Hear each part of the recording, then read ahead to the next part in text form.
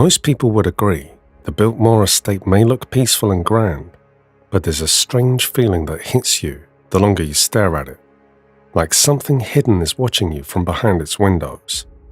Today, we are telling a shocking story behind America's largest mansion.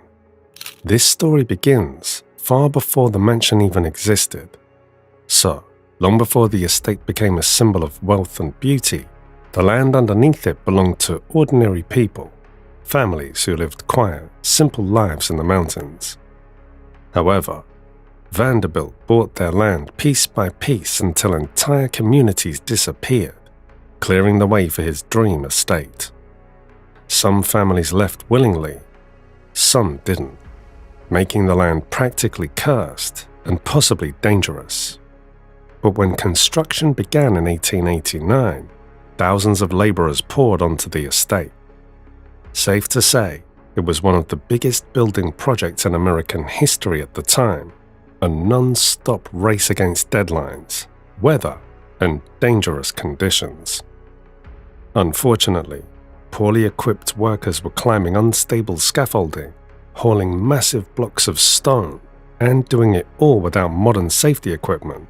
And as you can guess, not everyone survived. Eventually, men fell from high beams, slipped on wet stone, got crushed under materials, or simply collapsed from exhaustion and never got up again. Back then, workplace deaths weren't carefully recorded or publicly acknowledged, especially not on wealthy estates, so the exact number remains a mystery. But stories from local families and early workers all say the same thing. People died on that land, and the house silently absorbed every one of those tragedies. The Biltmore mansion is unbelievably large, with more than 250 rooms spread across endless hallways and quiet hidden passages that servants once used to move unseen. In fact, there are 65 fireplaces, 35 bedrooms, and 43 bathrooms, numbers you can still see listed in the estate's own records. Even the basement feels like its own world, with the drained indoor swimming pool, the old bowling alley, and rows of servant quarters that look almost untouched. To be clear, nothing about the place feels modern or warm. Everything reminds you that this house has been here for more than a century, holding on to every moment it has ever witnessed. Apparently, George Washington Vanderbilt II was only in his 20s when he decided to build the Biltmore, and he wasn't looking for a normal home. What he wanted was a private world built exactly the way he imagined it. To him, the Biltmore was meant to be a sanctuary, a place where he could rest, collect rare objects, host a few chosen guests, and live in a world he controlled down to the last detail. But what makes this story stand out? The death of a New York City firefighter at Biltmore Estate was the result of high winds that knocked a tree limb onto a car. That North Carolina-based tourist attraction says it happened at the entrance of the estate. Even after the construction ended, the deaths didn't stop. In fact, servants, caretakers, and guests passed away over the decades. Some from illness, some from strange accidents, and others under circumstances that no one talks about anymore. This mansion was indeed full of hidden corners and forgotten spaces, where not every death was documented the way it should have been, and some stories faded away with time. Yet they say the house always remembers. So, most of the haunting reports come from places that were deeply personal to the Vanderbilts, especially the library. George Vanderbilt spent countless nights in that room, surrounded by thousands of books. After he died, his wife Edith would sit in that very room, grieving quietly, and she claimed she sometimes heard him speaking to her, not in a dream, nor her imagination, but as a clear voice in the room.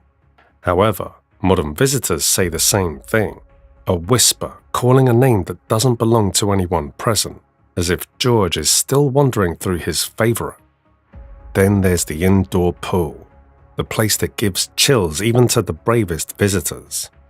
Actually, it hasn't held water in over 100 years, yet people swear they hear splashing laughing, and the unmistakable echo of footsteps circling the pool's edge. How did this giant structure fall in the first place?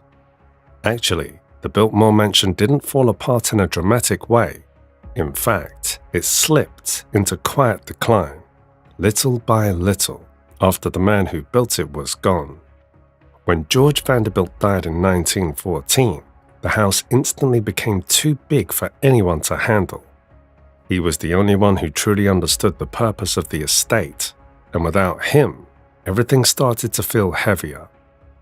His wife, Edith, did her best, but the cost of keeping the mansion running was far more than any normal family could manage.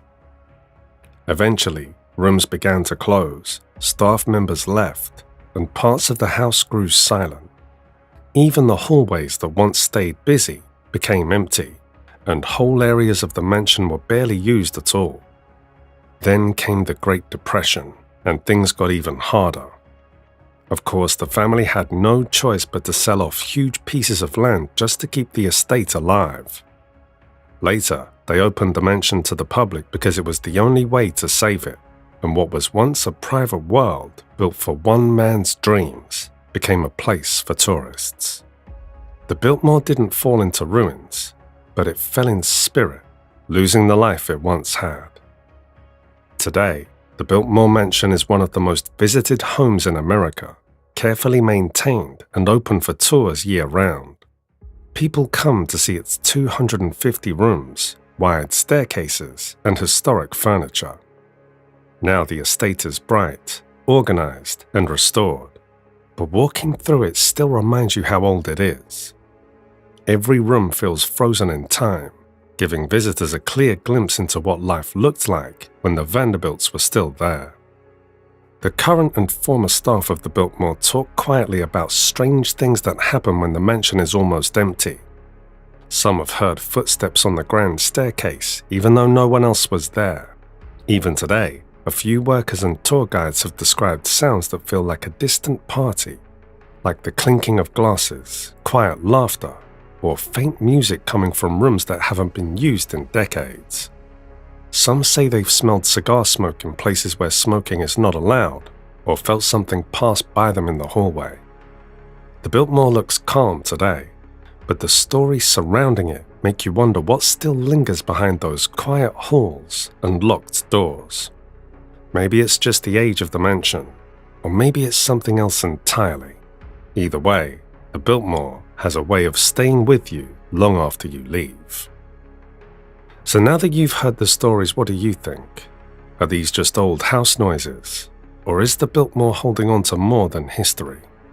Let me know your thoughts in the comments. And if you want more true eerie stories like this, don't forget to like the video, subscribe to the channel, and share it with someone who loves a good mystery.